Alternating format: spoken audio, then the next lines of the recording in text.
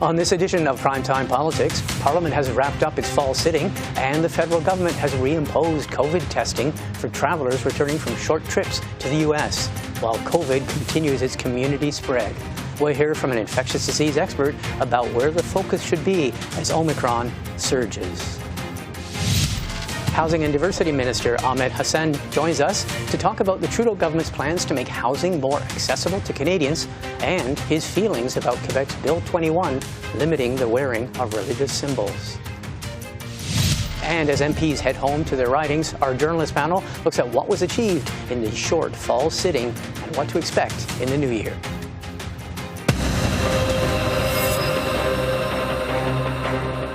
But we begin with the accelerating surge in COVID cases and government responses around Canada. On Friday, the day after Quebec Premier François Legault announced tightened public health measures, Quebec reported a new daily record of 3,768 new infections. Now that increase is up 1,000 from the previous day's increase, and hospitalizations in the province are continuing to increase. In Ontario, there were 3,124 new cases. That's the highest number of new infections since May. And Ontario Premier Doug Ford announced increased public health restrictions. In Ottawa, here's how Federal Health Minister Jean-Yves Duclos described the situation. The situation is both dramatic and critical.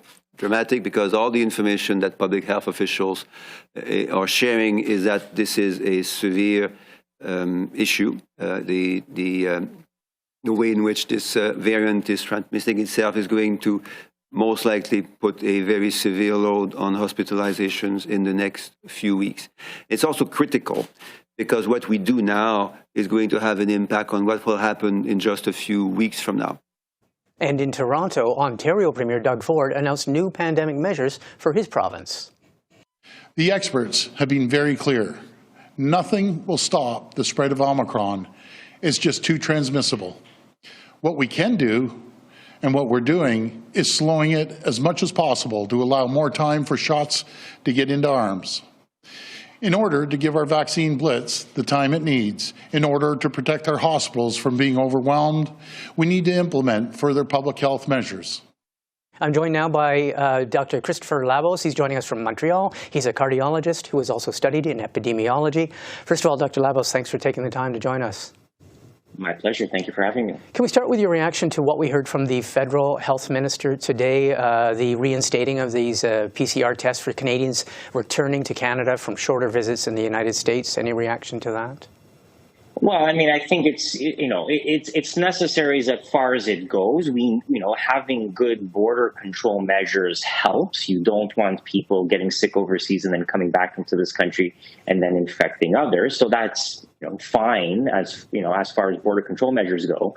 It's not going to do anything for the community spread of COVID. Obviously, when you're having domestic spread of the virus, having border controls isn't going to do anything. I think the health minister sort of acknowledged that they are doing what is within their purview. Yeah. Most public health measures, which essentially at this point come down to capacity limits, preventing large gatherings, stuff like that. Those are all under the purview of the various provinces. And what's going to be, I think, what's going to be key going forward in the future is for the provinces to also move in that direction. You've already started to see that provinces realizing that with rising case counts, some of the public health measures we had in the past have to be reinstituted. What about that? I mean, I watched the Ontario Science Table yesterday, and they're describing, the estimates of the infectiousness of this new variant is anywhere from 4.5 to 6 to whatever times that of Delta. We have widespread community spread. We've seen the astronomical growth in figures now in Quebec, Ontario, Nova Scotia, BC. Is enough being done to cut the community spread, this very rapid and ever-increasing community spread? Well, we'll see. I mean, the numbers are certainly worrisome. I think the key is going to be, as we see the situation evolve, does our plan evolve with it? If we, as long as we don't become ossified in our plan and saying, well, this is what we're doing and we're not going to change. As long as we can evolve, we will be able to meet the problem. The point is that if the situation worsens, if numbers go up, our public health measures have to become more restrictive. They have to reflect the changing situation on the ground. So as long as we don't stick to an artificial timetable of our own making, as long as we can change, if we can see that cases are getting out of control, if we see that hospitalizations are starting to rise, we're going to have to increase capacity limits even further. So as long as we have that dynamism in our plan, I think we'll be okay. But I think looking at the numbers, I think most people realize that we have to do something. We can't leave things as they are, because if we leave things as they are, the situation will only continue to worsen and become out of control very, very quickly. We saw measures being announced today, yesterday by Quebec, today by Ontario, other jurisdictions now imposing measures. Do you think are you concerned that there may be a resistance to go further? You say we've got to be flexible and ready to ramp up even further. Do you think there's a concern because we are in the Christmas holidays and decision makers are responding to non-medical, non-scientific pressures? Yeah, that is a great worry, and I was somewhat relieved by the announcement that the Quebec government made yesterday, because I was very afraid they were not going to do very much. They were maybe going to give some very mild, impose some mild regulations, advise this, advise that, without taking concrete steps. So I was pleased to see that at least this happened. The 50% capacity limits applied to most businesses, the reduction of the size of gatherings over the holidays down from 20 to 10. So all of those, I think, were steps in the right direction. But these are the things that have to happen. I mean, I realize the population is tired. I realize people are fed up. The problem is that the virus doesn't care how you feel. The virus spreads when two human beings come into close contact with each other. So we have to recognize the reality of the situation. We can be as frustrated as we want. We can be as angry as we want. But the old adage of "don't cut off your nose to spite your face" holds true here. Spitefully having a large gathering over Christmas isn't going to hurt anybody apart from yourself and the people that you are closest to, your family and your loved ones. I mean, they are the ones who are going to get sick. Dr. Labos, thank you very much. We will be speaking again over the course of this long, arduous time. Thanks for speaking with us. Thank you for having me. This week was a busy one for Ahmed Hussein, the Federal Minister of Housing and Diversity. Along with his cabinet colleagues, he finally received his mandate letter from the Prime Minister. This on a week which also saw renewed controversy over Quebec's Bill 21, banning religious symbols among some Quebec civil servants. Minister Hussein joins me right now. Minister Hussein, thanks for taking the time. Thank you so much for having me. Now, your mandate letter takes up many of the housing promises that you campaigned on, you and the Prime Minister campaigned on during the election. If we go down some of the big ones, and some people remember them, a tax on people flipping residential properties, a ban on foreign buyers of residential properties, doubling the first-time homeowners tax credit, and freeing up some federal lands for affordable housing. That's just a few. Which of those measures should we expect to see first? Which is going to be up first? Well, I just received the mandate letter very shortly, so obviously we're going through it. But make no mistake, we are very, very ambitious on the housing file, and the Prime Minister has instructed me to work on all the different housing needs of Canadians across the housing spectrum, everywhere from continuing to tackle chronic homelessness and eliminate chronic homelessness from Canada, all the way to building deeply affordable housing through a rejuvenated and refunded, more funding made available to the National Housing Co-Investment Fund, as well as financial tools to ensure that there is an anti-flipping tax, a ban on blind bidding to protect consumers, making sure that there's a ban on foreign buyers of Canadian residential homes, and then making sure that we introduce a tax-free savings account for first-time home buyers, again, to enable more Canadians to access their dream of home ownership, while at the same time dealing with the financialization of our real estate sector. The ban on foreign buyers of Canadian residential homes, would that be a permanent ban? Was that a temporary ban? And when do you think we might see it? For now, we're proposing a temporary ban, but obviously we will review and look at the results and the impacts that will have in consultation with the sector, in consultation with the evidence. We will be guided by the evidence. But as I just mentioned, I just received these items in my mandate letter. So we'll spend a very short time to review them and digest them, and then move ahead on implementing the priority ones first, and then working down the list. Okay, the freeing up of federal lands for affordable housing, you campaigned on that, but other parties campaigned on it as well. The NDP said had something similar, and the Conservatives also called for freeing up federal lands. There are millions and millions of acres of properties that are under the federal purview. Do you have any ballpark figure to be able to free up? I know some parties did.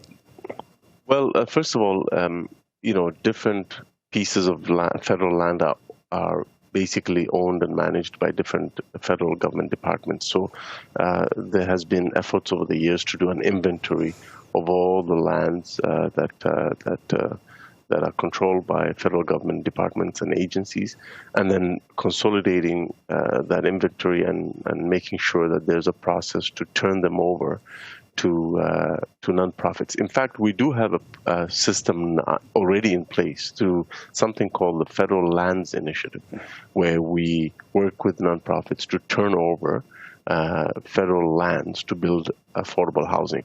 But it's a small program, and what we intend to do is go much bigger, because of course the need is great, and we need to build more deeply affordable housing in this country, even though we have through the National Housing Strategy, but we need to do more. That's what Canadians have told us, while we also encourage and incentivize the building of more housing supply in Canada's municipalities. Well, that's where we were going to go next, because I mean, ever since Parliament has come back, one of the chief subjects during question period from both the NDP and the Conservatives has been on housing affordability. The opposition Conservatives say your focus isn't enough on creating new housing stock, that prices will continue to be sky high if the demand exceeds the offer.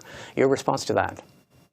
Well, I can't take the criticism seriously, because when we've proposed measures to deal with those very issues that they're talking about, they consistently vote against that. So let me give you an example. A few days ago, we voted to bring in, that we presented to Parliament a foreign buyers tax, a tax on foreign home buyers. And the Conservatives voted against that measure. This is a measure that has been called for, and by the way, that tax, every cent of that tax will go back to building more affordable housing for Canadians. And what did the Conservatives do? They voted against it. So their rhetoric in question period is sabotaged by their real action when it comes to actually voting for measures that will help Canadians both with more affordable housing, but also with housing supply. I haven't seen them bringing forward solutions to tackle the challenges to building more housing supply faster. Okay. We're the ones coming up with ideas like the $4 billion proposed Municipal Housing Accelerator Fund. We're proposing to hold a national summit on housing supply in January. I just issued a statement to that fact this morning. So we're doing the things that we need to do as a federal government, recognizing that other orders of government as well as the nonprofit and private sector have a role in this. But to be honest, the Conservatives, they didn't even have the word affordable housing in their motion on housing recently. Okay, they didn't have the word affordable housing in their campaign platform. Okay, I want to ask you to put on your other hat now, and that is as a hat of the Minister of Diversity. Obviously, something which has been back in the news for these past 2 weeks is Quebec's Bill 21. You were asked this week about the controversy about that bill. It sort of flared up again because this teacher who was moved out of her position because she wore a religious head covering, a hijab. That's prohibited under Quebec's Bill 21. What's your feeling about that situation? You talked to the Toronto Star about it. What's your feeling about that situation? Well, my feeling is, I think the feeling of so many Canadians and Quebecers, that no one should be judged at their job on their religion, that people should be judged on their ability to do the job professionally based on their competence to do the job, not on their religion. So we don't submit police officers to religious tests. We don't submit firefighters and teachers and nurses. That's just not what Canada is about. And I know, and what is really heartening and encouraging is that there are very many Quebecers who oppose this law and who are working to protect freedom of religion, which is a guaranteed right in our Charter of Rights and Freedoms. What do you say to people? The second thing I want to highlight, Right. the second thing I really want to highlight is that our charter rights are not subject to the whims of a majority. Okay. That's why we have a constitution in our country. We are a constitutional democracy. What do you say, though, about people who say, I mean, I want to get to the gist of it, and one of the things that's come up, though, is what do you say to people who say that the Prime Minister and your government hasn't been very clear about this until now, that until now the Prime Minister has always referred to the possibility of intervening in a federal court case or in a Supreme Court case at some point in time. And it was only this week when things started to gel and you're starting to say, yes, we will intervene. I think what the Prime Minister was referring to, and it's important to recognize the context, he understands, and we all do, that this is a challenge that is being taken up by Quebecers through the judicial system, which is where we go to when we have concerns or an alarm about a particular law that Canadians, any Canadian or group of Canadians, feel is violating their constitutional rights. But you have said that there should be to go to the courts. But you have said this week, you yourself and several of your cabinet colleagues have said there should be an intervention. Should be, whereas before it's always been possibly. So is there a difference between you and the Prime Minister, or has the Prime Minister now just recently come to this open statement of yes, we will intervene? Well, we've always said that, first of all, this is a challenge that's being gladly being taken up by Quebecers, and we have to obviously wait to see how the judicial process plays out, and if and when there is a role for the federal government to intervene, we will. My principle that I keep going back to is that we live in a constitutional democracy where the rights of religious and racialized minorities are not subject to the whims of the majority. That's why we have a Charter of Rights and Freedoms, Okay. and that is, and the courts are the institutions that are supposed to oversee the implementation of those rights and strike down laws that challenge and violate people's fundamental rights. That's what this is about. All right, well, and we will freedom watch. of religion is one of those rights. Okay, we will watch for when your government intervenes in that case, and I want to thank you for taking the time. Thanks for speaking with us. Thank you so much for having me. I appreciate it. Well, joining me now to look at the fall sitting of the House of Commons as it wrapped up and the impact of the new phase of the pandemic on political life here in Canada are three members of the Parliamentary Press Gallery. Susan Delacourt is a national political columnist with the Toronto Star. Bob Fife is the Ottawa Bureau Chief for the Globe and Mail. And Mia Rabson is a parliamentary reporter with the Canadian Press. All three of you, welcome. Thanks for joining us. Hello. Okay, let's start with your assessment of what was a short 4-week sitting. The fall sitting was short. It began with a lot of criticism in many quarters of the Prime Minister for having waited so long to bring Parliament back. Your reflections on what you saw. Take this where you want. Susan. You know, it was better than I thought it was going to be. I thought that there might be a continuity between the sort of angry tone of the election and Parliament when it first sat. But we saw conversion therapy pass. I think there was a genuine desire to get things done by this group. I think the change of personnel or whatever has mixed things up. That's not to say it was all sweetness and light, but I actually thought it was a pretty constructive 4 weeks, and I hope to see that continue into the new year. We're certainly surprised by the fact that the Liberals did manage to get their 4 pieces of legislation, which they bundled into three bills, passed. There was a lot of skepticism about that. Bob Fife, your reaction to this short fall sitting? Well, I think the most important thing for Canadians was, of course, the government getting COVID support measures through Parliament, which was absolutely necessary, and which is probably why they came back in any case, because the government has not been keen to meet Parliament. But, you know, the other thing that overshadowed this to me at the beginning of the House was this bizarre behavior by Conservative MPs, or some Conservative MPs, to almost give the anti-vaxxers a pass and to be supportive of them and to be raising complaints about the fact that Parliament expected members of Parliament to be double vaccinated or fully vaccinated to come into the House of Commons. It was one of the strangest periods of time in Parliament when you see a political party, the official opposition, acting, quite frankly, irresponsibly. Okay. Mia, your reaction, what's your reflections on this short sitting?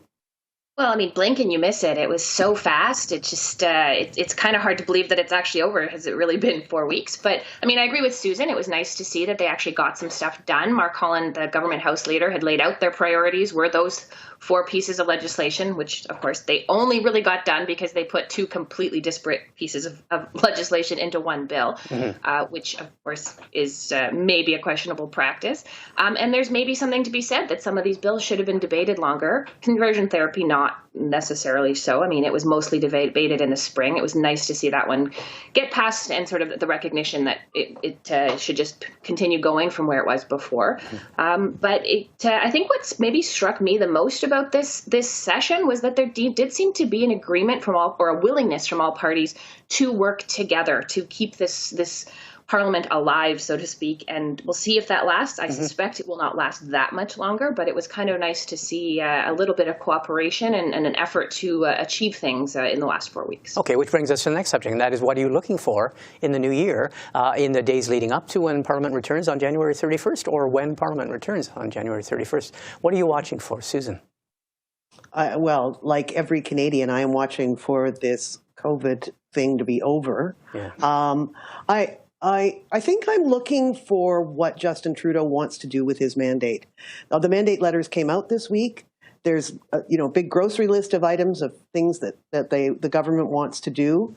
I talked to him this week. I interviewed him this week. He's excited about the next what's coming. He clearly wants to do activist government. So I want to see what the story of this government is, like what it wants to do, that was never clear during the election. It's not been particularly clear to date. So I'm looking for a purpose, I guess. Okay, Bob, what are you watching for? Issues or legislation or what in the coming year? Well, aside from the depressing news about COVID, which we obviously are deeply concerned about, the federal budget is going to be the most important issue that we will be seeing, I guess, fairly early in the year. In the economic statement, the minister was back spending more money, and that did not include $78 billion of election promises that we're going to see.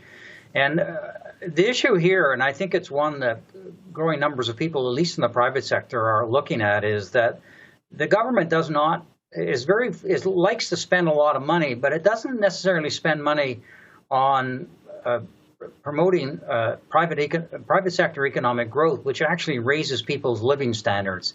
And we'll see whether Krista Freeland will rise to that challenge, because you can't just keep throwing money and spending money. You've got to grow the economy as well. Mm-hmm. A lot of people are arguing that the spending to date has been about encouraging consumption and not about encouraging real economic growth. So that's something that I'll be watching for. Okay, Mia, what are you watching for in the next weeks and months to come?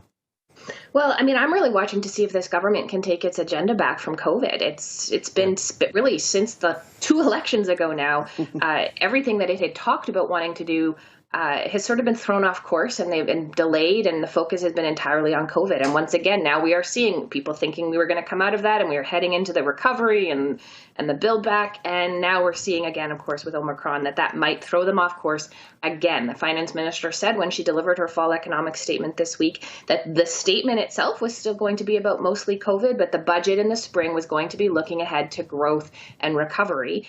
Is that actually going to happen? Are we going to finally be able to kick COVID to the curb and start moving forward? Or is this government really going to continue to be bogged down in only being able to respond to COVID because it's such an enormous problem? Okay, I'm going to ask a brief question. It's a brief last question to each of you. And we'll start with you, Mia, because Lord knows for almost 2 years now you've been covering COVID for the Canadian press.